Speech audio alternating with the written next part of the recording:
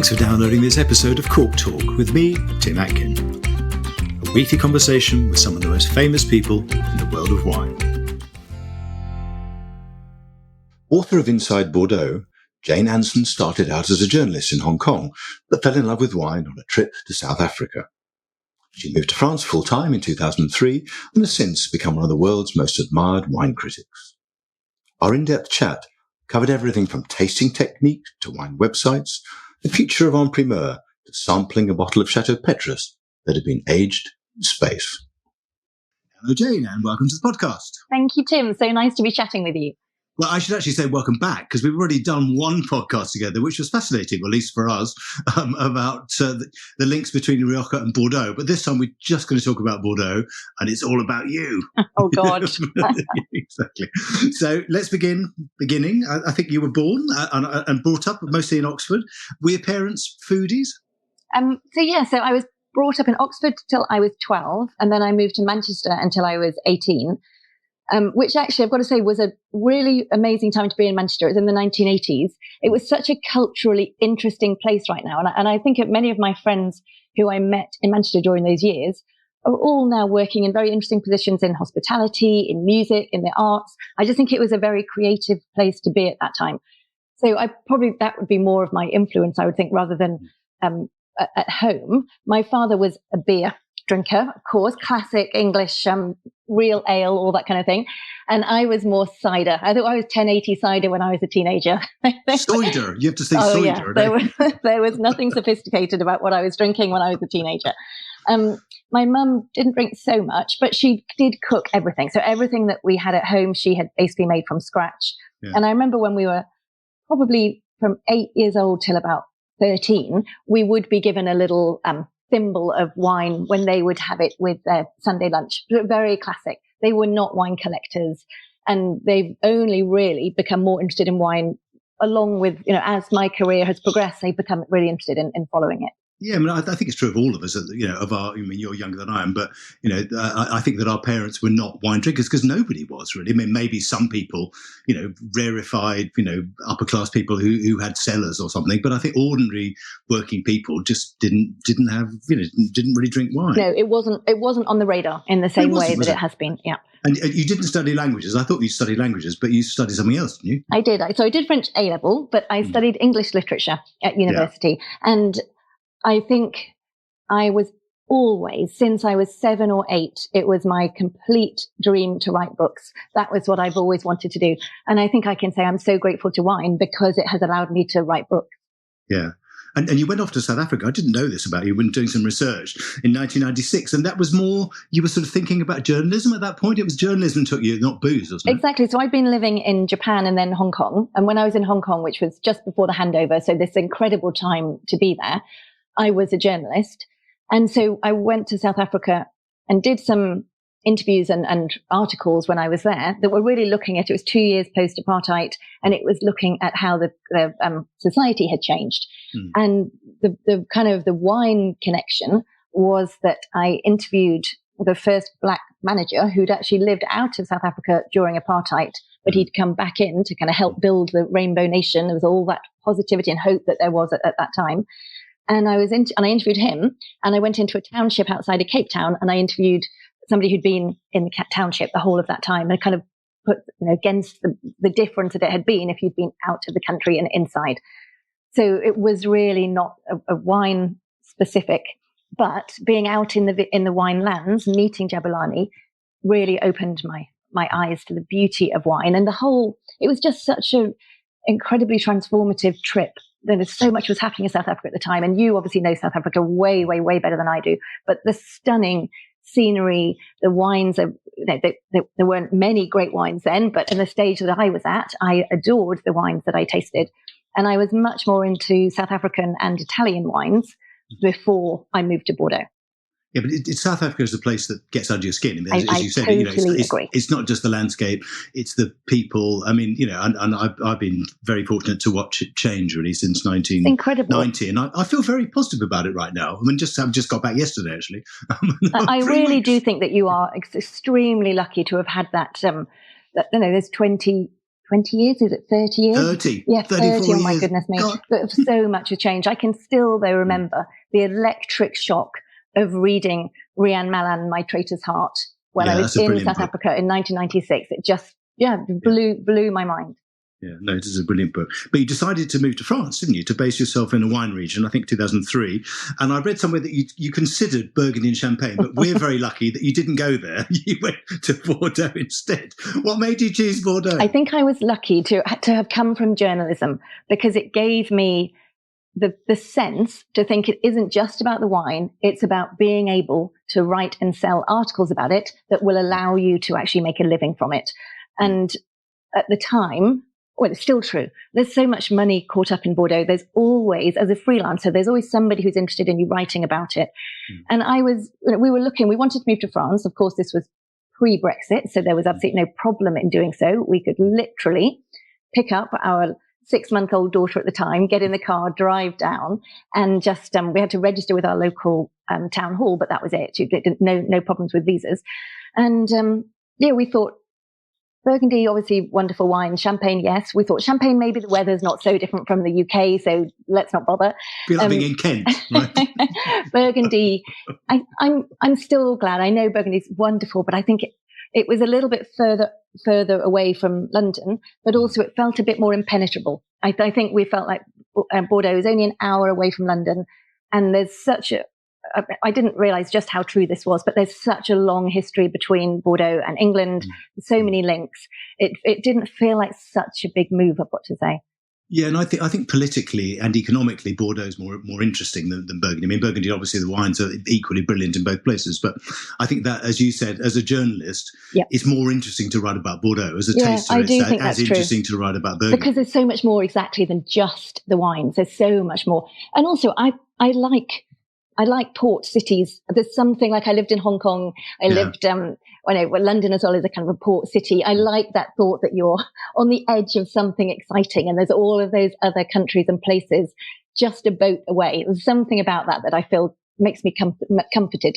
Yeah, I think you're right. And I mean, Bordeaux is a fantastic city, especially now since it's all been redone. Whereas Beaune is a very small town, and Dijon is a big city, but it's not necessarily a wine city. I think in many ways it's sort of a bit semi-detached from Burgundy. I mean, they might disagree with that, but I know. I mean, Bordeaux, the city, breathes and sleeps wine, doesn't it? Basically, with the chateau and all that kind of stuff. Yeah, exactly. But you can still go to the theatre and go to see live music and all of that kind of stuff. So yes, not much of that. It's a nice place to live. Not so much, no. So, how did you get the job as Decanter's Bordeaux correspondent? It's so hilarious, honestly. When I moved here, it was very much as a journalist. My very first jobs in France was working for travel guides. So, in fact, my first gig when I knew we were moving over here was it's a lovely, I don't know if they still make it, was called Charming Small Hotels, I think. And I got a contract to go all around the east of France, so actually down through Burgundy and staying in places and writing them up for this hotel guide. And then when we came back and lived full time in Bordeaux, I started sending off pitches as you do as a freelancer. And I think I must have reached out to Decanter. But what I remember very clearly is going down to their offices in possibly South Ken or somewhere in South London and knocking on the door. And Adam Lechmere and Amy Wislocki were kind of ushering me in. And I basically just pitched myself and said, look, I'm here. I'm in Bordeaux if you need anything. And what I always remember is Adam Lechmere saying to me, well, we keep getting scooped by Wine Spectator on all of the wine stories. And he said, we have people in Bordeaux or who travel to Bordeaux who know about wine, but we need somebody who's not afraid of getting their hands dirty and getting the stories. And I was like, well, that's me, because at the time I didn't know anything about wine to the level that I could have written about it, but I could certainly write a good news story. So that was how I got in. Yeah, interesting. And what was Bordeaux like in 2003? Because, 82 was the sort of tipping point in a way with the first Parker vintage, and then you had those decades of, riper styles. What was it like by 03? 03 was obviously a very hot vintage, wasn't it? But, I mean, was it beginning to shift back a bit? I would say no, not yet. At 2003, they were still fully in the Parker style. And you can see that with some of those 2003, obviously that famously, the Pavie 2003, where not only was it a hot vintage, but they were still pushing the ripening, or rather the harvest date, they were still using probably 200% new oak still at that point. And these extremely long maceration times, which were almost double the maceration that they would do today. So it's very, very different. I think the move probably came a little bit later. 2007, 2008 was when it started to shift away from that Parker style. And I've been so lucky in the Bordeaux style of being here, where you saw China coming in, because that was such an incredible thing. So as I said, I lived in Hong Kong before. So there's something really wonderful. And I think it was great for me living here. And then in 2008, when Hong Kong dropped all of the taxes on wine coming in, I knew Hong Kong so well, and I had so many contacts still from being a journalist there, that I could really cover that, I think, in a very deep way, because I really understood what it meant. And then being here and seeing more and more Chinese buyers coming in during En Primeur. The 2009, 2010 En Primeur, you can't even imagine. Well, you may have been there, Tim. Maybe I was there. It was insane. It was insane. It was like a carnival, like the difference from today. And you'd have people whispering, oh, the Air China buyer's just been here. And it was just incredible. So that was very fun. And around that time was when I would say from 2008, 2009 onwards, this shift went back towards slightly fresher, slightly earlier harvesting. The ones they've made historically, really. Yes, much more back to, exactly. Yeah. And I think the problem we have now is some people might be going too far that way. I think the problem with Bordeaux often is they follow a trend. So pendulums. Yeah, exactly. Yeah. I mean, you went and studied tasting, didn't you, at Bordeaux University, which is called the DUAD, isn't it? It's the Diplôme Universitaire d'Aptitude à la Dégustation. And you studied with Jean-Claude Berrouet from Château Petrus and Denis Dubourdieu, two Bordeaux legends. So, I mean, just tell us a little bit about what they taught you. I mean, obviously helped you to taste, but I mean, did they influence you in terms of your philosophy as well? Yes, I really recommend to anybody who is in France. It's all taught in French, so you do have to have the base of French. Although I recorded every class and then I went back and I translated it so that I really knew that I understood it. It's a year-long class. It's actually been going for 50 years. I was just last week at the 50-year anniversary party for the Duat, and along the way, it's taught graduates like Olivier Bernard at Domaine de Chevalier, Mathieu Cubelier at Clos Forte, many of the big chateau owners, particularly if they're not enologists themselves, they will go and study the Duat, because it teaches you not just about wine tasting, but because you're being taught by these really wonderful enologists and professors, you also learn an awful lot about the mechanics of wine making and because one thing that I came away from is the flavors that you get in a glass of wine are not there by accident.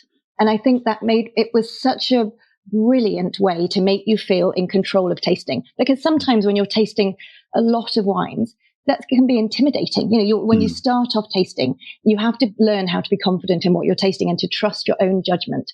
And the wonderful thing with the Duat and with people like Jean-Claude Berrouet and Denis Dubourdieu is that they give you the keys so that you yourself can feel confident in what you're tasting. So one of the things that I absolutely loved with the Duat was that at the end of every class, you'd go downstairs into the tasting area. So you'd have the theory, then you'd go down into the tasting area, and every week you'd be tasting molecules. Basically, what does pyrazine taste like when it's isolated? So what's that kind of green flavor when it's isolated? What do the different types of acid taste like?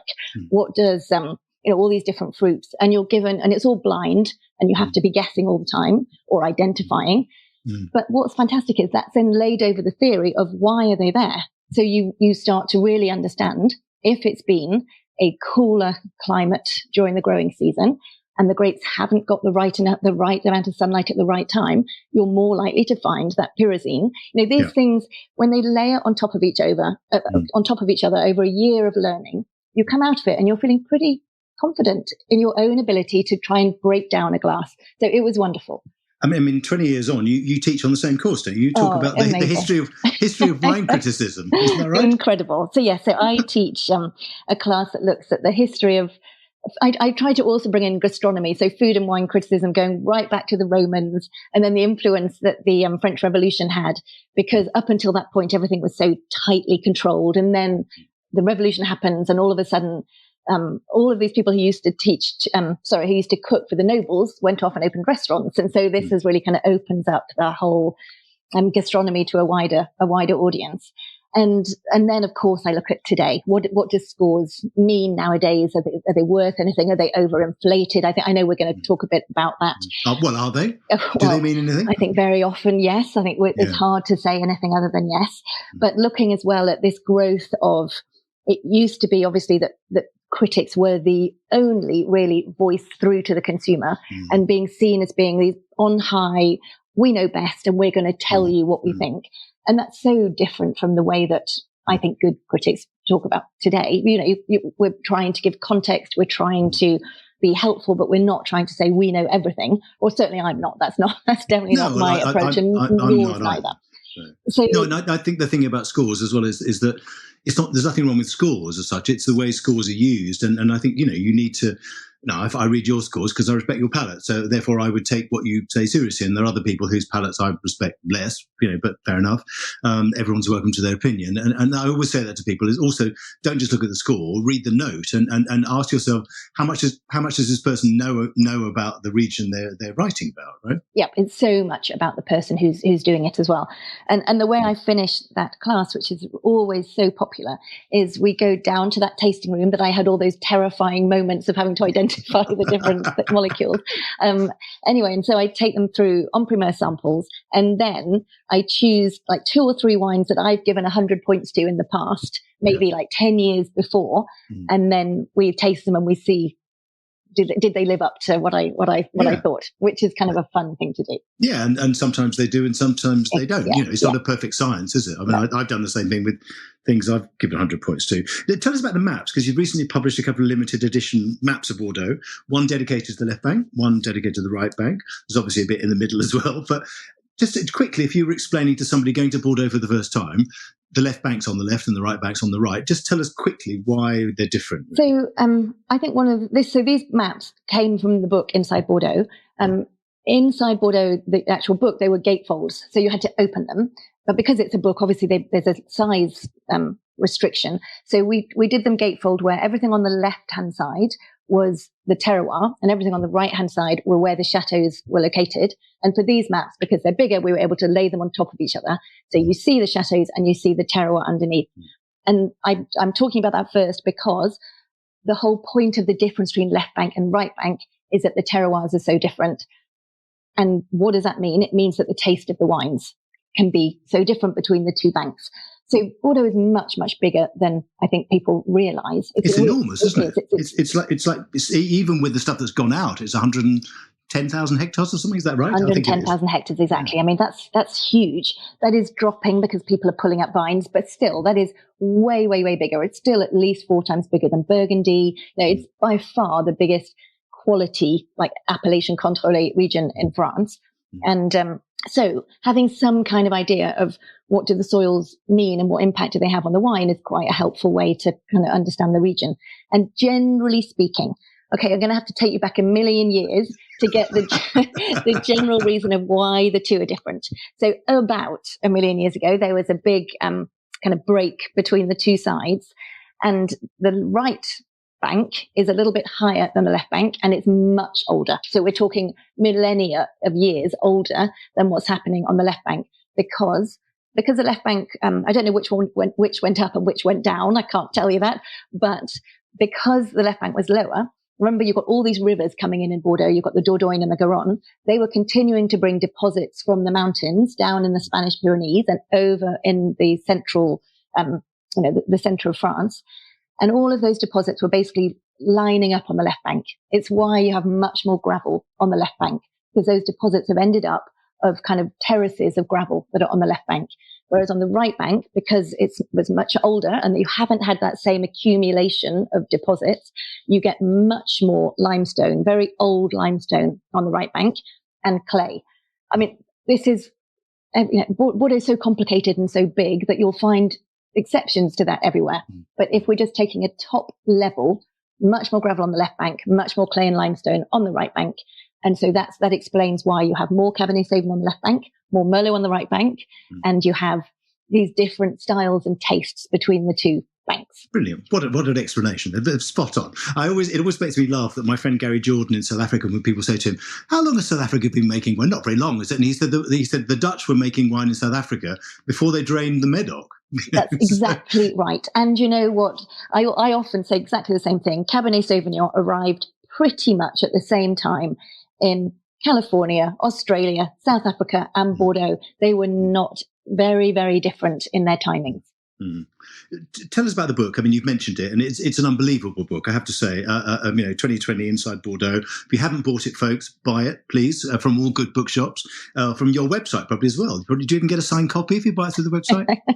Actually, on the website, we just tell you where to go to buy it. Okay, well, if you ask Jane very nicely, next time she's in London, Absolutely. I'm sure she'd sign one. It's an incredible piece of work. I mean, how long did it take you to write? I mean, it's enormous. It's 700 pages. It's 700 pages. It took 3 years of fully research and writing, but I always say I could not have done it in 3 years had I not lived here for 15 years before I started writing it, because I didn't have a team of people going out to do the research for it. I did the research and wrote every single word of that book.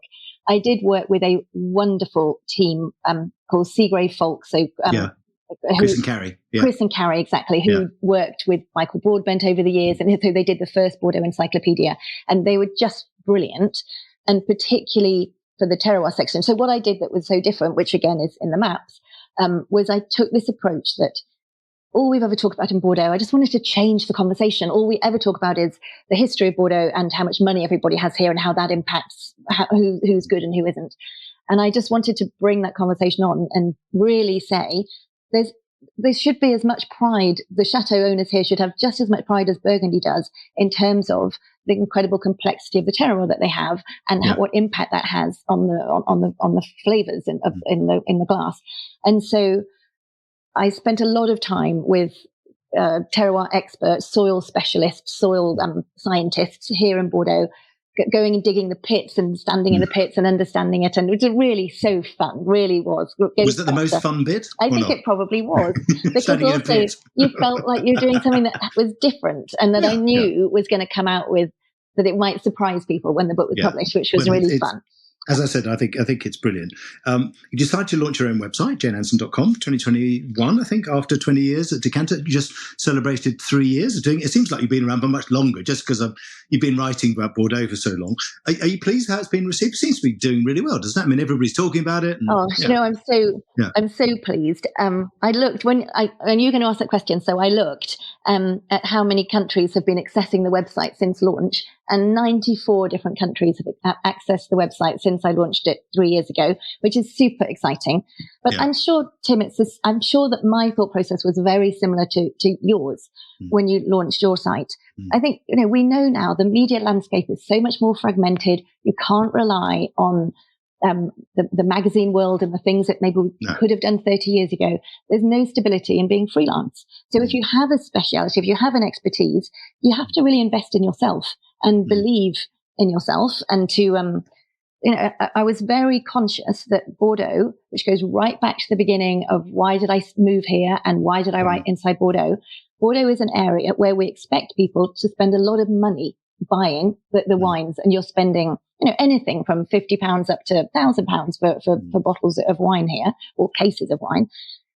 And it is sold in every country worldwide. If any country that has a wine trade, they are selling Bordeaux wine. So I knew that there was the potential to actually be able to sustain a website on this region.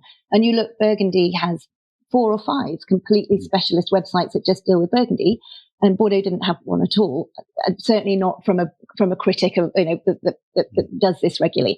So I just knew that there was a market for it, and it's been great. It was a gamble. Who knew if it was going to work really? But these things always are. But that's the joy of it. If you knew it was going to work, it'd be boring. Yeah, exactly. And I have absolutely loved switching from being freelance writing to also having to think about the building of the business and how and reaching the subscribers. And I love that I feel much more in touch with my subscribers because they're direct with me, so they can ask me questions and I can reply. And no, it's been wonderful. And people are always surprised, aren't they, when people email me, I'm sure, as they do you, and when they get a reply back, they think, "Blimey, I thought you'd have a team of people." Exactly. No, it's just me. It's me. It's me at the end of admin@timatkin.com. Anyway, you mostly review wines from Bordeaux. Obviously, plenty to write about, as you've said, but you also occasionally review wines from other countries that are sold through La Place, don't you?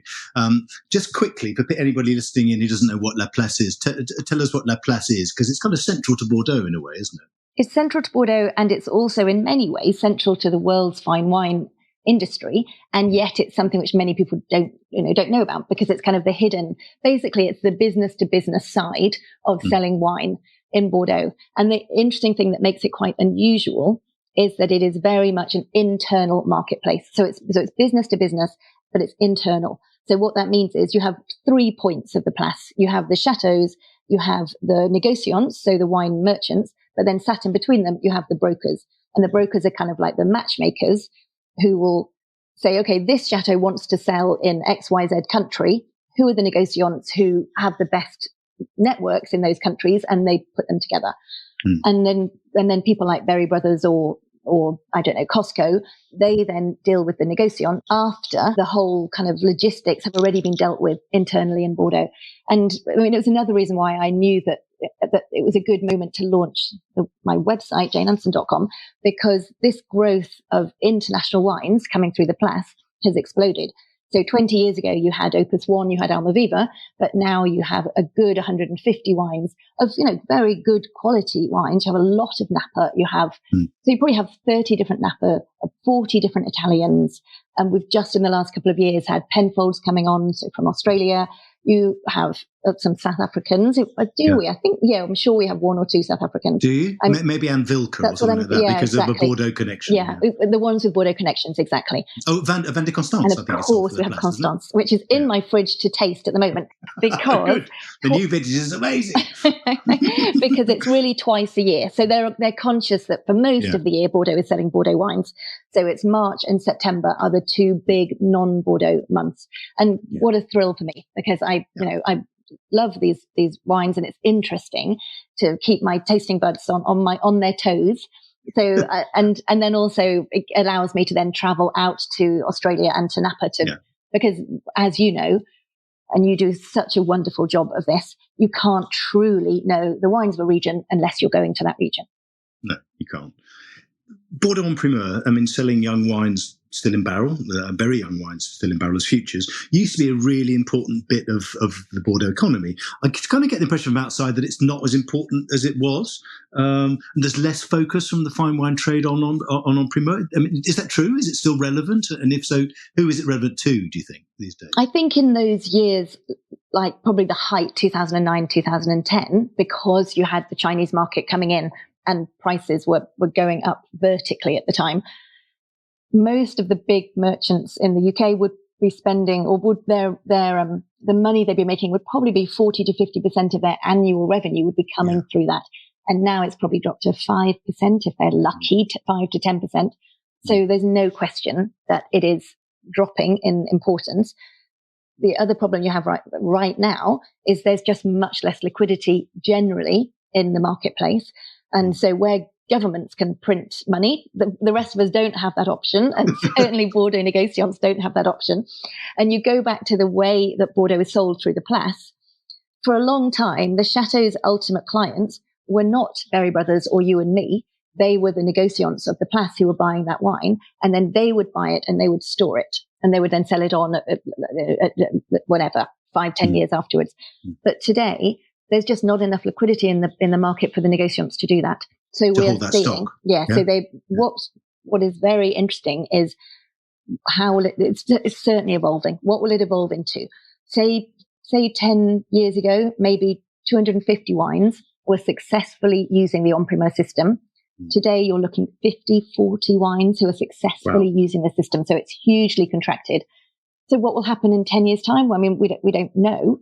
I wonder, I think en-primeur will continue in some form. There's no question, because Bordeaux makes so much wine and it goes to so many different countries that the logistical brilliance of the négociants is that they have people who can say, well, I need this back label for this country and this for that.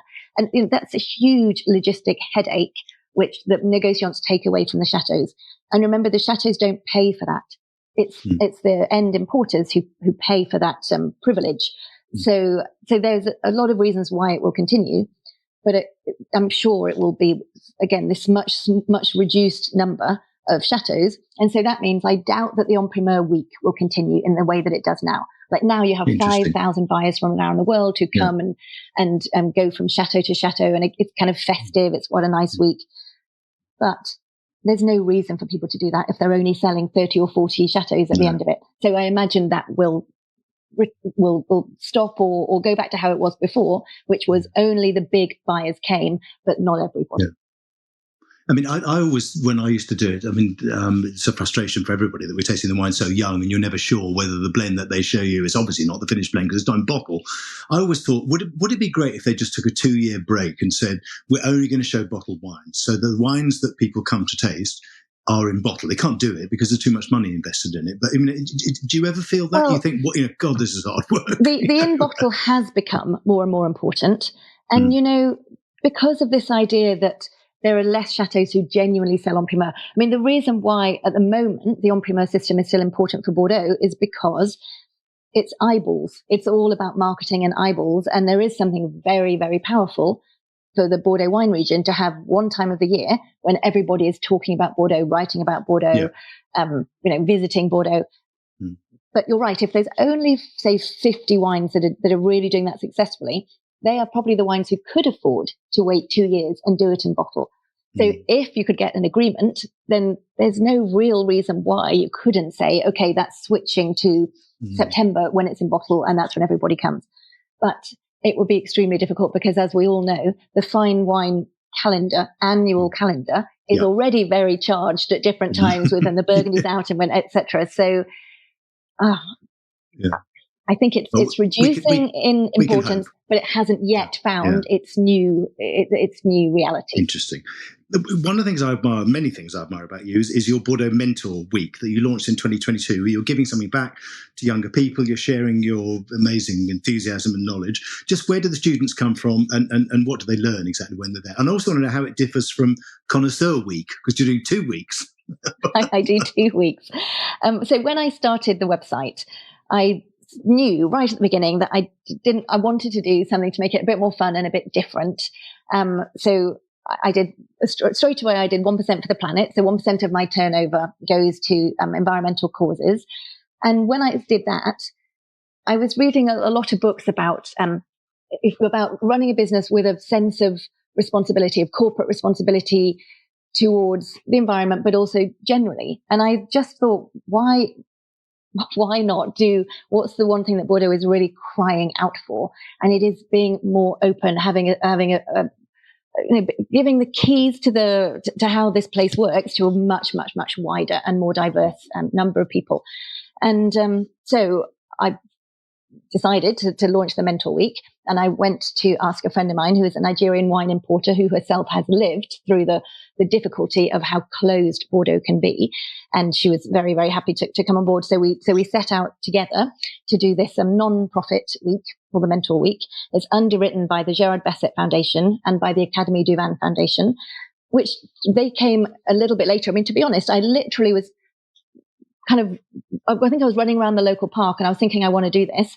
And I just thought, I'm just going to do it then. I didn't do any actual background. No. Is this going to work? How on earth can I make this happen? I just thought, right, I'm going to do it. So I did. And so we've had, this is the third year is coming up in September. And we've had over the years, I think the last time we had 400 different applicants from 26 different countries.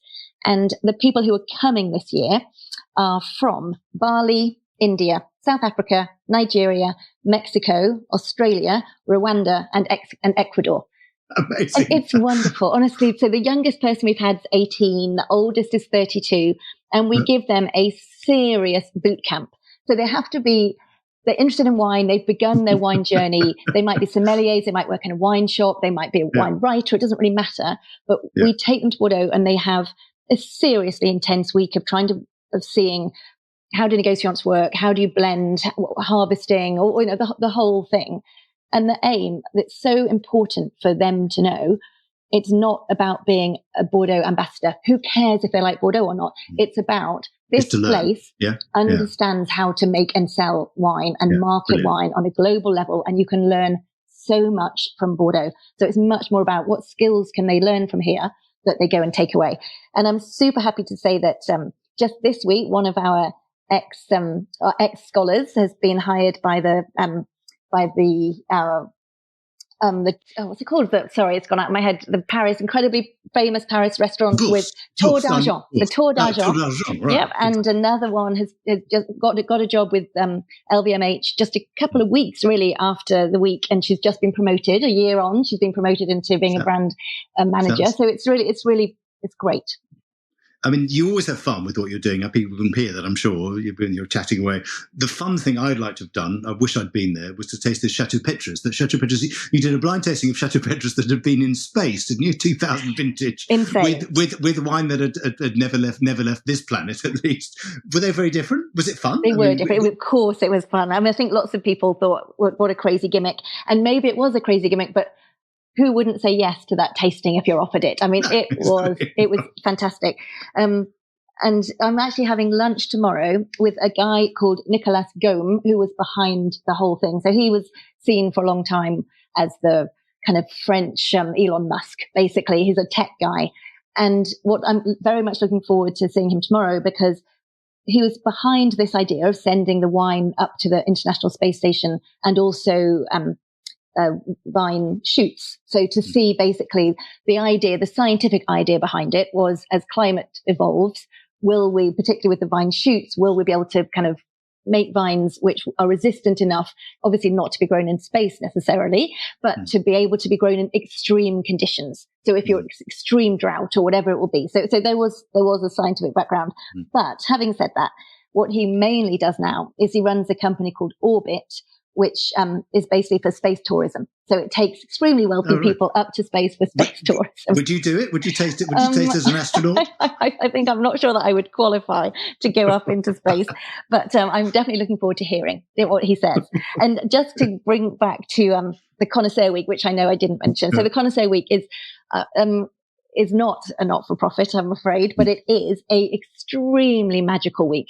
So it's just once a year, because the whole point is to get access that if I was doing it every week, I'd never get the access. But we take them and they have like a dinner at Lafitte with Saskia. They might have they had a wonderful, on the first year, they had like a green harvesting class with Christian Moex, and it's really incredible. And it's so fun. And I do it with Sarah Kemp, who was at Decanter for 30 years. So an old colleague of mine, she was the publisher of Decanter, and she has huge depth of knowledge of Bordeaux as well. So it's a really magical week, but also it's a nice excuse to hang out with Sarah for a week. Yeah, and that fun side of things again.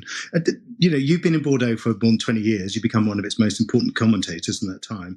I just wonder how you think the region's going to develop over the next 20 years. I mean, we've sort of alluded a little bit to climate change and economics, and the haves and have-nots, I suppose, are probably worth mentioning. That Bordeaux is pulling out vineyards, and the top chateaux are very profitable, but the petit chateaux are maybe struggling a bit. How do you see rationalisation coming down the line? The petit chateaux are struggling hugely, and sadly not just the petit chateaux. Now we're talking Cru Bourgeois struggling hugely, a lot of classified Saint-Emilions, unless they are at the top of the classified.